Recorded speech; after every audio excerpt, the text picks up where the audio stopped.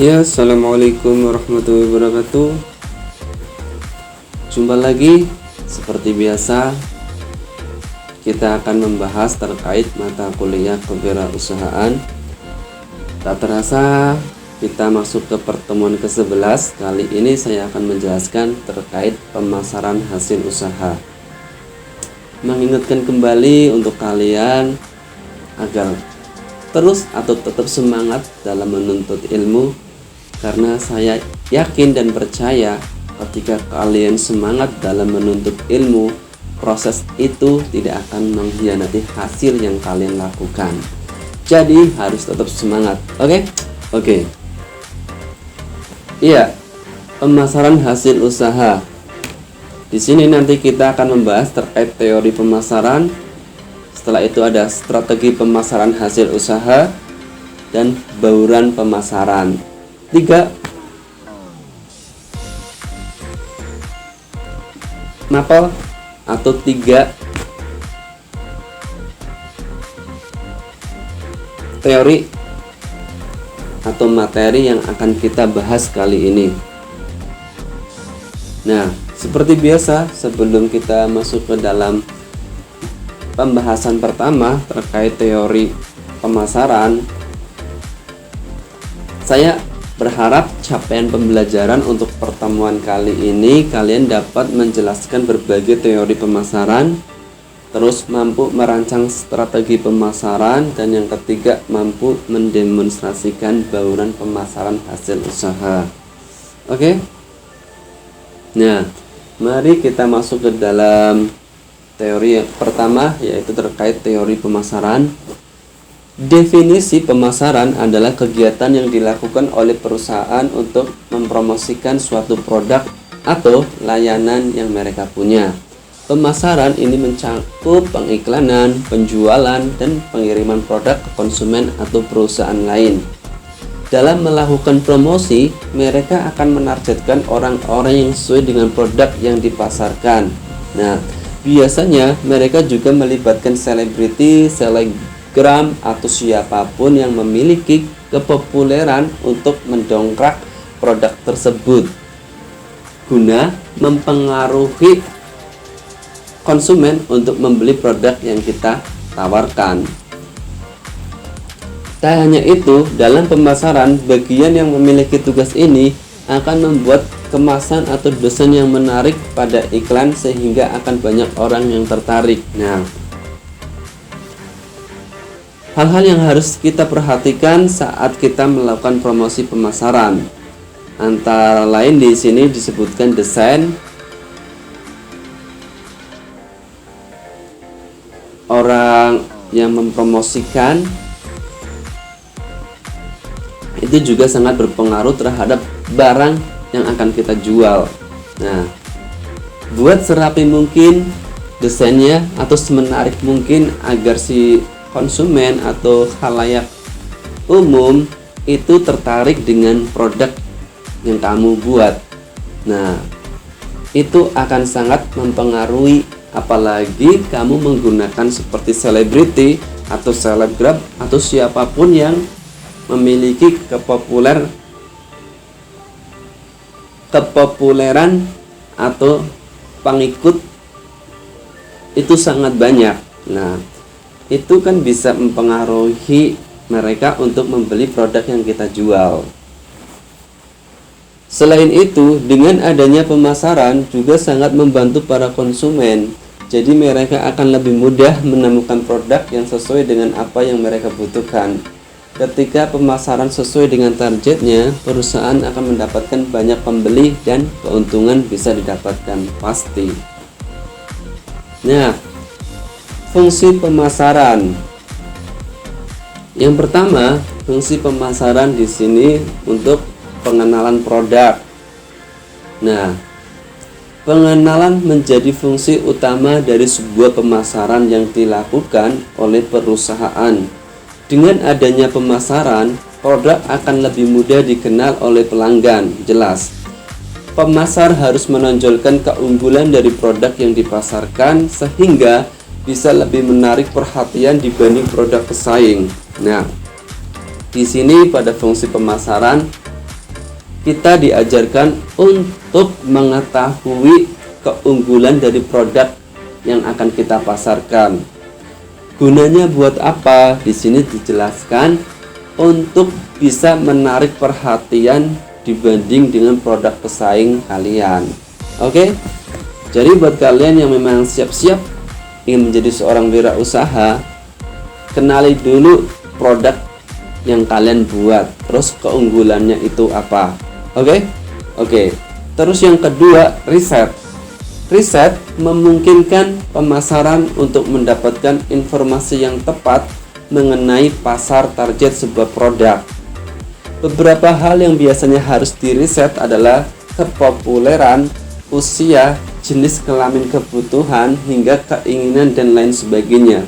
Nantinya produk yang diproduksi bisa disesuaikan dengan apa yang sesuai dengan target pasarnya. Nah, jelas banget.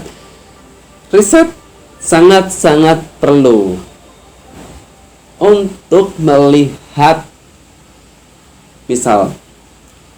misalkan di wilayah kota Kebumen. Nah,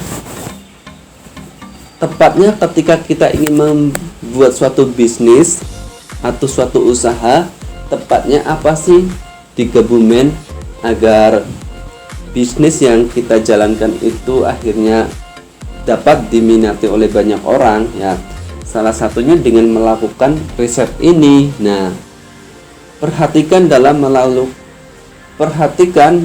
melakukan riset seperti yang diketahui dalam materi kali ini, yaitu perhatikan kepopuleran, usia, jenis kelamin, dan lain sebagainya yang terkait dengan karakteristik dari wilayah tersebut. Misalkan sekarang sedang musim populernya kekoreaan.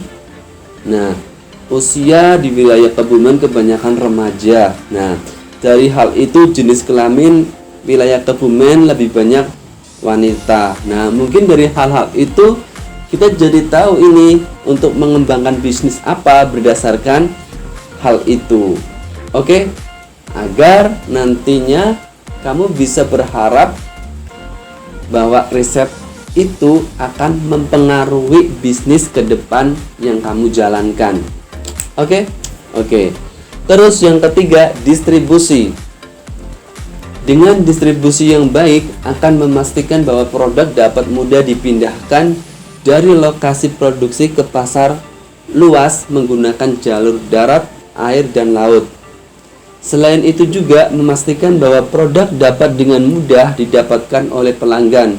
Sebagai pemasar juga harus merencanakan segala sesuatunya seperti armada, keuangan dalam proses distribusi. Nah, distribusi,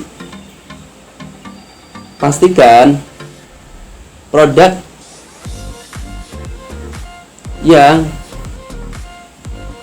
kalian buat atau yang kalian hasilkan mudah dipindahkan dari lokasi produksi ke pasar luas, baik menggunakan jalur darat, air, ataupun laut. Karena dengan hal itu ya akan mempermudah kalian menyebarluaskan produk kalian kepada agen-agen atau kepada orang-orang yang memang tertarik dengan produk kalian. Nah, kalau misalkan hanya bisa dilalui dengan jalur darat, yaitu berarti kan akan sangat memakan waktu lama. Mungkin yang wilayahnya jauh dari tempat kita tidak bisa menggunakan produk yang kita buat. Intinya harus bisa mendistribusikan produk yang kalian buat, bisa diproduksikan ke pasar luas dengan menggunakan berbagai jalur darat, air, dan laut. Oke. Terus yang keempat, layanan purna jual. Nah, dalam sebuah penjualan layanan setelah penjualan memang sangat dibutuhkan. Pemasar harus membantu pelanggan setelah mereka membeli produk, misalnya seperti produk mesin. Pelanggan mungkin akan merasa kesulitan ketika menemukan masalah pada mesin yang telah mereka beli. Nah, tugas pemasar memastikan dan membantu agar mesin itu berjalan dengan semestinya. Nah, maksudnya intinya layanan purna jual. Nah, intinya itu ada seseorang trainer yang benar-benar melatih pembeli untuk paham menggunakan produk tersebut. Nah, di sini dijelaskan contohnya yaitu seperti produk mesin. Di sini dikatakan pelanggan mungkin akan merasa kesulitan ketika menemukan masalah pada mesin yang telah mereka beli. Nah, tugas pemasar memastikan dan membantu agar mesin itu berjalan dengan semestinya. Nah, intinya pembeli itu sudah tidak bingung lagi untuk menggunakan produk itu. Jelas ya? Nah, kemudian kita masuk ke jenis-jenis pemasaran. Nah, yang pertama ada branding. Produk dan layanan harus memiliki target pasar dan nama atau merek untuk dikenal. Brand adalah bentuk pemasaran yang memiliki fungsi sebagai iklan jangka panjang. Ini sangat membantu untuk membuat produk atau layanan menjadi lebih menarik dan terkenal. Branding seringkali menyertakan nama, slogan, dan logo. Nah,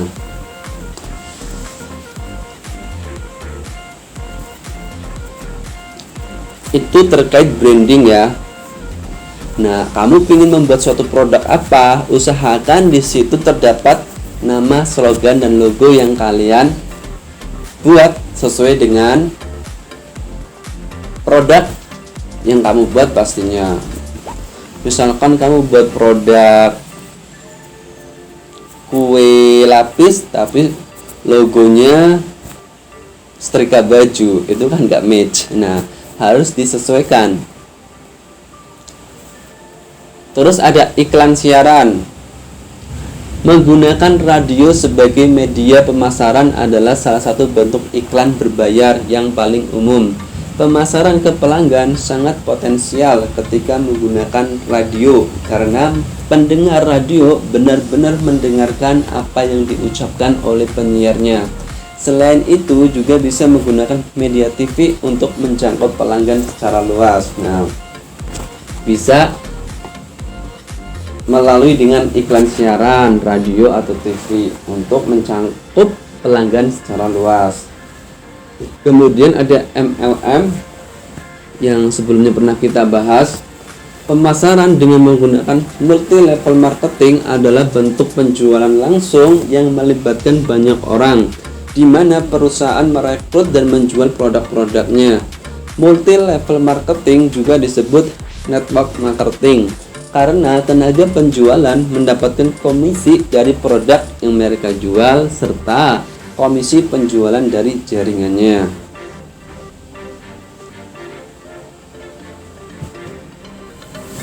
Atau bisa juga menggunakan internet atau online, hal-hal yang sering sekarang melakukan hal ini.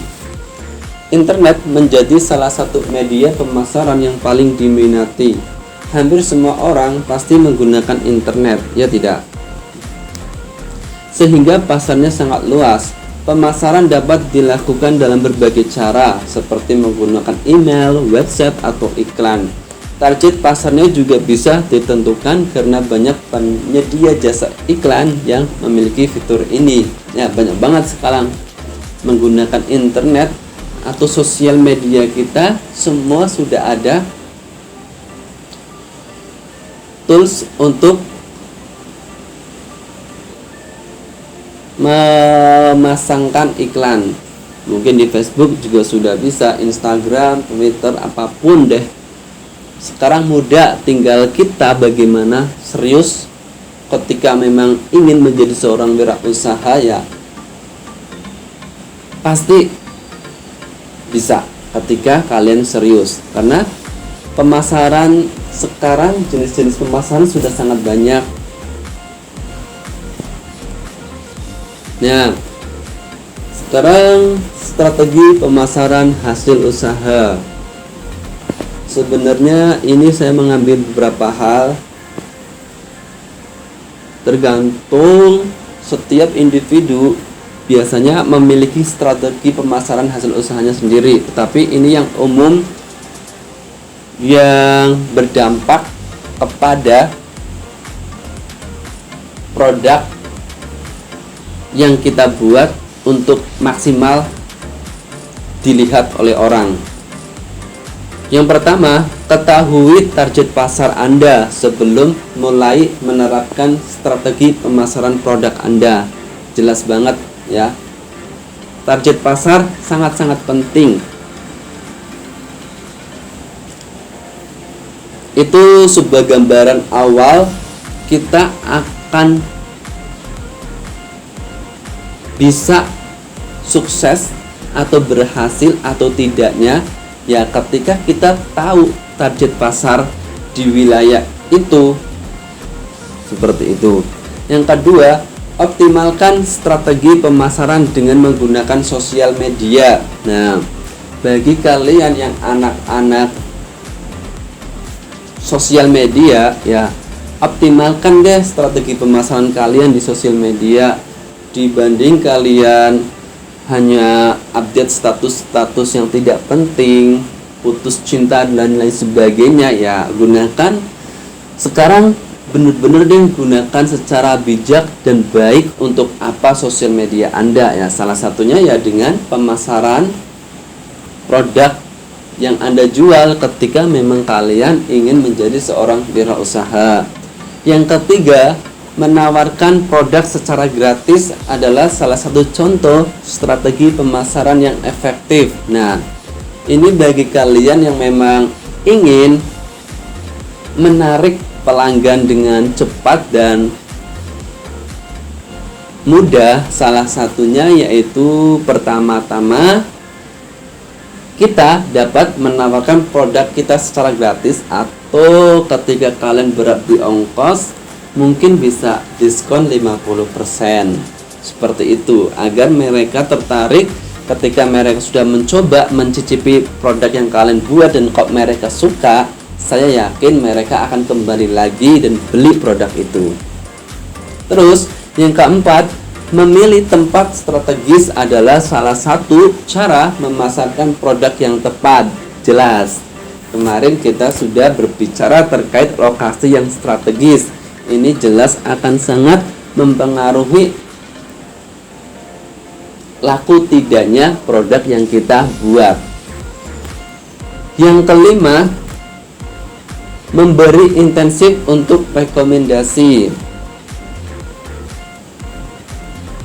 Memberi intensif untuk rekomendasi, memberi insentif untuk rekomendasi. Nah, misalkan ada beberapa hal atau beberapa orang yang membantu kita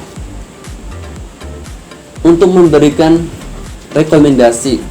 Nah, kamu tepatnya jualan ini karena dia sudah melakukan riset, misalkan dia sudah melakukan riset dan kamu cocok ketika jualan fotokopi deh, karena di daerah ini banyak sekali kampus-kampus. Nah, mungkin karena dari idenya seseorang itu telah memberikan rekomendasinya kepada kamu yang ingin merintis bisnis, ya jangan segan-segan memberi insentif untuk sesuatu hal yang berharga untuk kemajuan bisnis yang kalian kembangkan. Nah, dengan hal itu kan mereka juga merasa dihargai dan akan senang membantu kalian. Terus yang ke-6, menjalin hubungan baik dengan konsumen. Jelas, ketika kita menjalin hubungan baik dengan konsumen, apalagi konsumen yang sudah pernah beli, jangan kecewakan mereka. Bukankah ada yang bilang bahwa konsumen adalah raja? Nah, maksimalkan mungkin untuk membuat konsumen itu senang dan akhirnya kembali lagi untuk membeli produk-produk yang kita jual. Terus yang terakhir, manfaatkan teknik pemasaran mulut ke mulut. Nah, ini juga penting banget. Misalkan kalian sudah memiliki pelanggan. Nah, pelanggan itu juga kok kebetulan dia seorang pembisnis juga. Nah, dia juga bisa mungkin untuk bisa membantu mempromosikannya. Dan akhirnya jadi dari mulut ke mulut, akhirnya mereka beli dan berdatangan ke tempat bisnis kalian. Oke ya. Nah, terakhir kita berbicara terkait materi bauran pemasaran. Nah, menurut pandangan Gugut Kismono, bauran merupakan kombinasi antara variabel satu dengan yang lain karena menjadi inti dari pemasaran tersebut. Laura Leck berpendapat lain. Ia beranggapan bahwa bauran merupakan komponen dalam sebuah marketing bisnis yang bertujuan untuk menjual produk ataupun jasa kepada calon konsumen. Kotler dan Armstrong memiliki pendapat yang berbeda. Bauran dianggap sebagai variabel dalam marketing dan digunakan perusahaan dalam mengejar target penjualan. Dari ketiga pendapat itu dapat disimpulkan bahwa bauran pemasaran merupakan marketing yang berisikan beberapa variabel untuk menjual produk perusahaan dan memenuhi target penjualan. Nah, kejujuran, bertanggung jawab, menepati janji, disiplin, taat hukum, suka membantu, komitmen, dan menghormati, mengejar prestasi. Jika setiap pengusaha bisa melakukan etika dan norma itu dengan baik, ini akan berdampak positif untuk usaha yang dia jalankan. Mindset atau pola pikir pada seseorang dalam mewujudkan mimpinya dalam melakukan wirausaha kadang sering berubah karena banyak sekali orang yang takut akan hal-hal yang belum mereka coba. Padahal menurut Rick, menjermahkan mindset sebagai kepercayaan mengenai siapa kita dan apa kemampuan kita. Nah, intinya mindset kalian itu mempengaruhi aksi atau tindakan ke depan apa yang nanti yang akan terjadi. Nah, ketika mindset kalian yakin kamu bisa, pasti hasilnya bisa. Ketika mindset kalian masih ragu-ragu, dan hasilnya juga belum pasti akan ragu-ragu juga. Nah, strategi bauran pemasaran. Dahulu konsep bauran pemasaran dikenal dengan strategi 4P. Namun sekarang berjalannya waktu kini berubah menjadi 7P, 7P.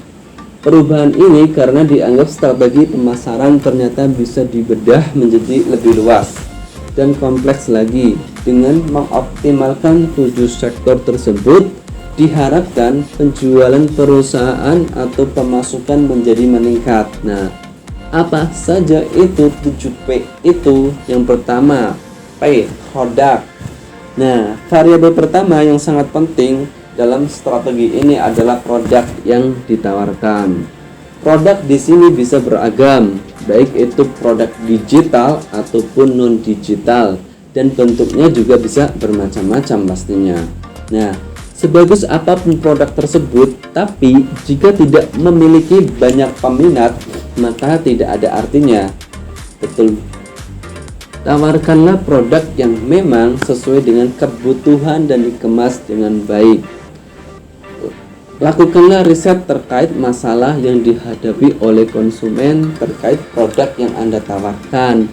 Bisa dari segi bahan yang digunakan, harga, model, dan sebagainya, agar membantu mereka konsumen akhirnya menemukan solusi di tempat kamu itu ternyata ada.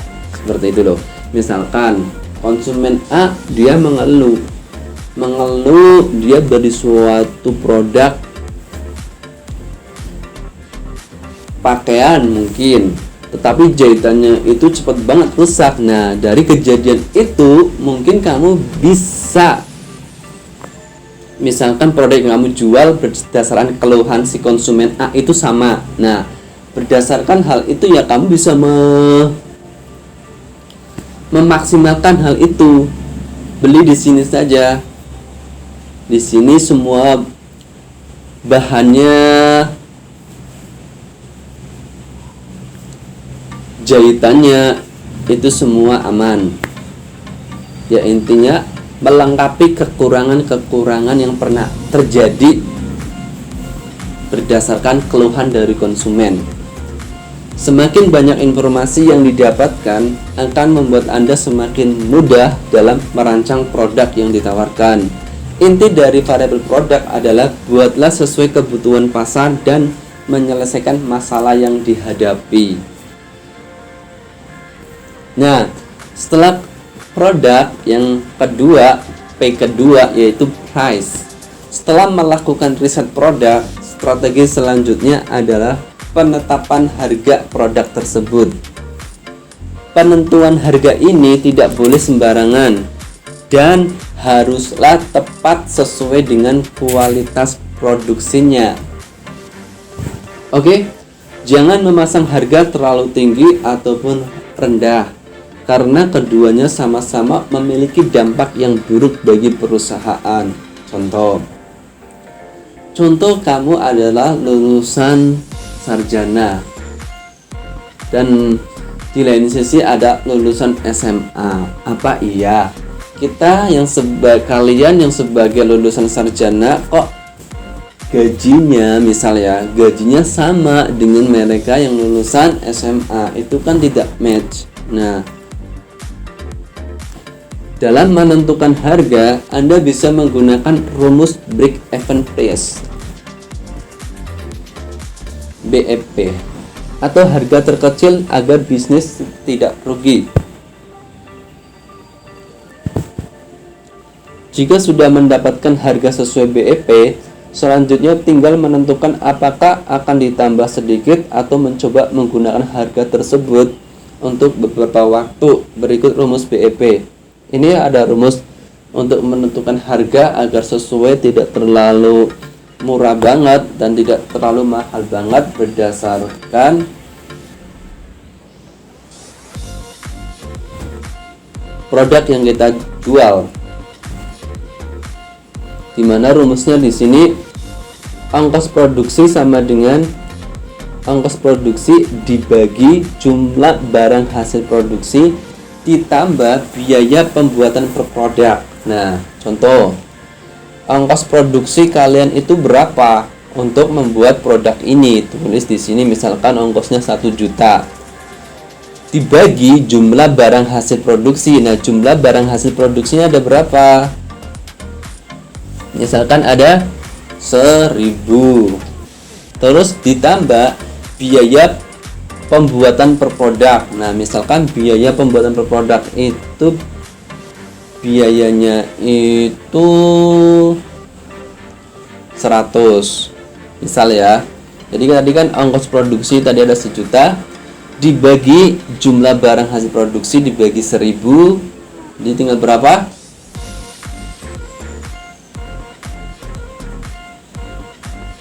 Tinggal 1000 ditambah biaya pembuatan per produk, tapi biayanya 100, berarti 1100. Maka BEP yang tepat berdasarkan hal itu, maka harganya itu bisa dimulai dari 1100 atau ditambah sedikit diperbolehkan, mungkin 1200, 300 sampai 500 seperti itu.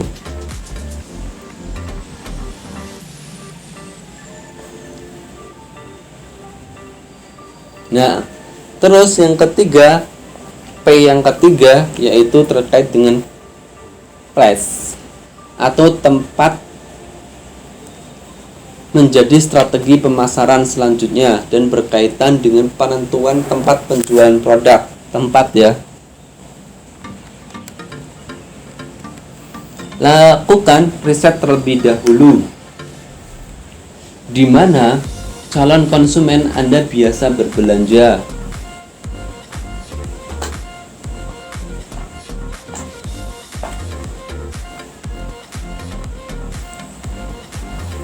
target usia, dan sebagainya. Semakin baik Anda melihat peluang tempat penjualan produk tersebut, besar kemungkinan produk akan terjual laris. Anda bisa membuat toko offline dan memilih tempat yang strategis agar mudah dijangkau oleh konsumen. Bisa juga dengan memanfaatkan platform e-commerce sebagai tempat penjualan secara online yang praktis dan efisien. Penjualan secara offline maupun online sebaiknya seimbang agar semuanya bisa merasakan produk yang ditawarkan. Nah, tempat lagi-lagi ketika ingin mencari suatu tempat, ya kita juga butuh riset juga. Setelah sudah menemukan risetnya, nah saya sarankan kalian juga bisa memasarkan secara online ataupun offline agar semua itu dapat terjangkau. Terus yang keempat ada promotion. Pemasaran tentu tidak terlepas dari promosi terkait produk tersebut. Tujuan dari promosi adalah untuk mengenalkan diri kepada calon pembeli ataupun menawarkan harga produk yang bersaing. Di era modern ini, Anda bisa memanfaatkan media sosial untuk melakukan promosi secara online. Buatlah konten yang unik dan sifatnya mengajak pembeli untuk melihat atau langsung membelinya. Selain memanfaatkan promosi secara online, Anda juga bisa membuat promosi secara offline. Contoh, di sini bisa dengan membuat pamflet, memasang banner, door to door, dan lain sebagainya. Promosi online atau offline harus dijalankan sebaik-baiknya dan memiliki target yang tepat agar goal perusahaan dapat tercapai. Nah, promosi yang harus diperhatikan dalam melakukan promosi, di sini kita diajarkan untuk memperhatikan target. Apakah target itu tepat atau tidak ketika kita tawarkan produk yang kita tawarkan. Misalkan kamu itu bisnisnya terkait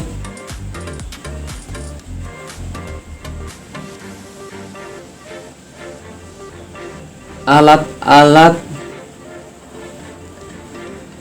make up kecantikan, tetapi kamu kok targetnya ke anak-anak kecil atau ke orang-orang yang belum cukup umur atau nenek-nenek, yaitu berarti kan tidak tepat. Nah, alat-alat make up tepatnya itu ya anak-anak yang sudah belia, yang sudah remaja. Nah, targetkan ya harus ke anak-anak yang sesuai dengan kebutuhan dari produk tersebut, seperti itu, agar bisa mencapai hasil yang diharapkan pastinya. Terus P yang kelima yaitu people. Dari poin ini sampai poin ke-7 nanti akan berhubungan dengan sumber daya manusia, orang, people, termasuk dalam sumber daya manusia tentu. Dan untuk sekarang berhubungan dengan manusia. Dalam berbisnis tentu Anda membutuhkan orang-orang yang kompeten di bidangnya masing-masing. Carilah orang yang tepat di posisi penting seperti customer service, produksi, marketing, manajer, dan lain sebagainya. Fungsinya buat apa? Ya jelas, fungsinya untuk menghasilkan suatu hasil yang maksimal.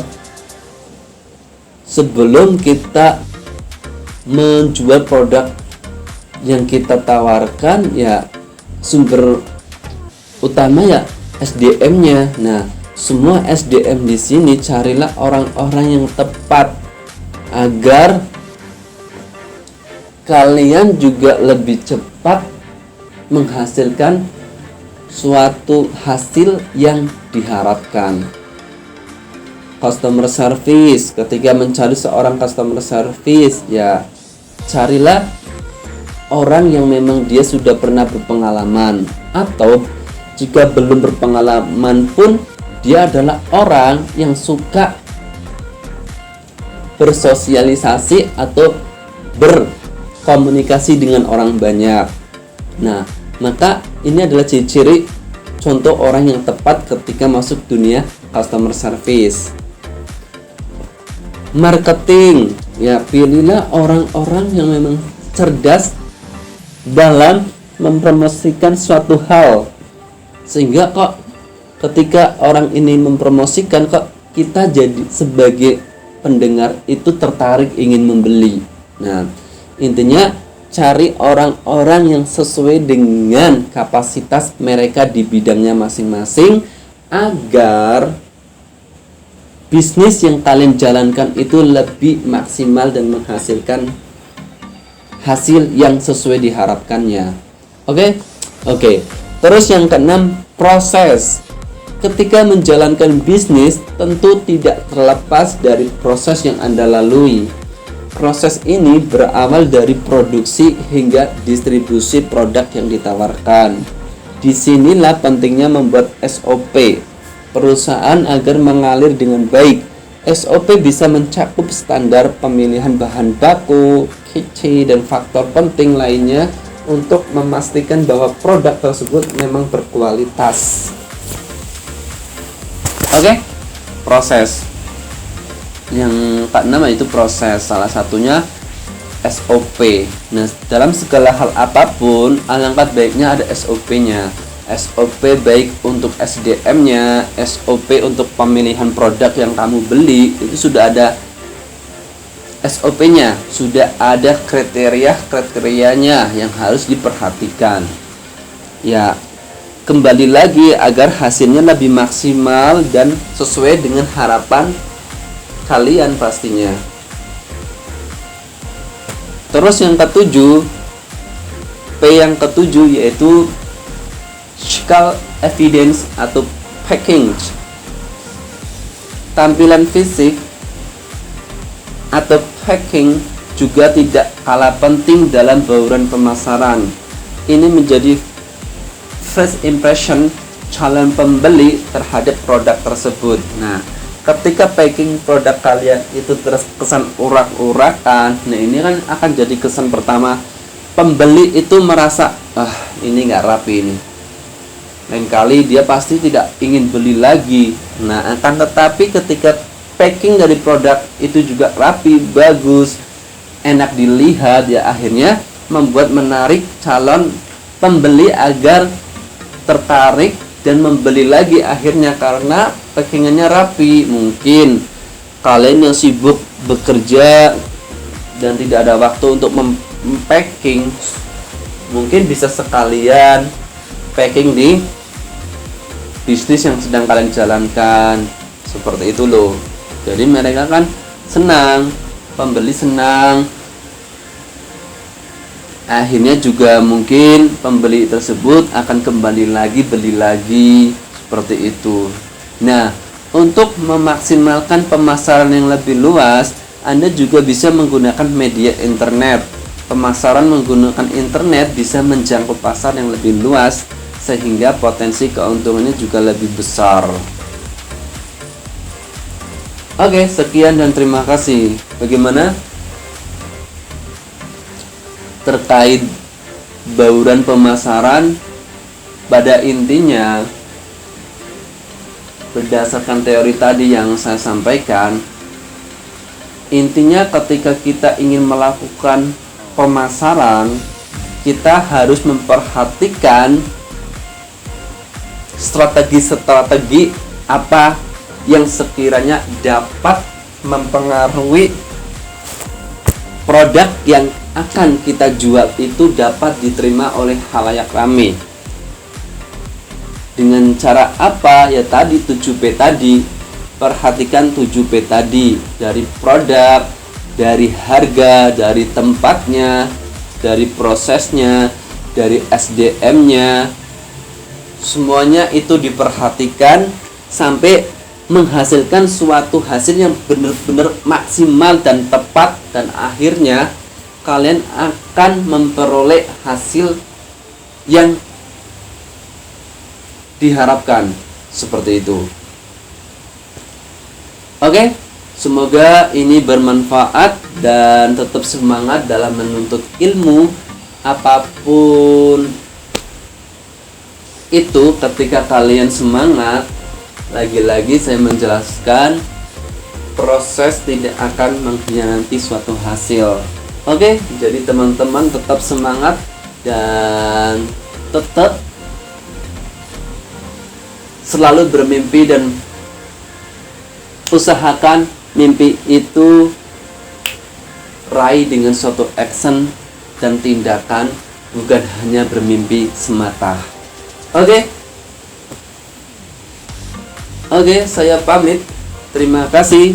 Maaf jika terdapat salah kata dalam menyampaikan materi kali ini. Di sini Bapak hanya manusia yang tidak luput dari salah dan dosa pastinya, dan khilaf. Saya pamit. Terima kasih. Assalamualaikum warahmatullahi wabarakatuh.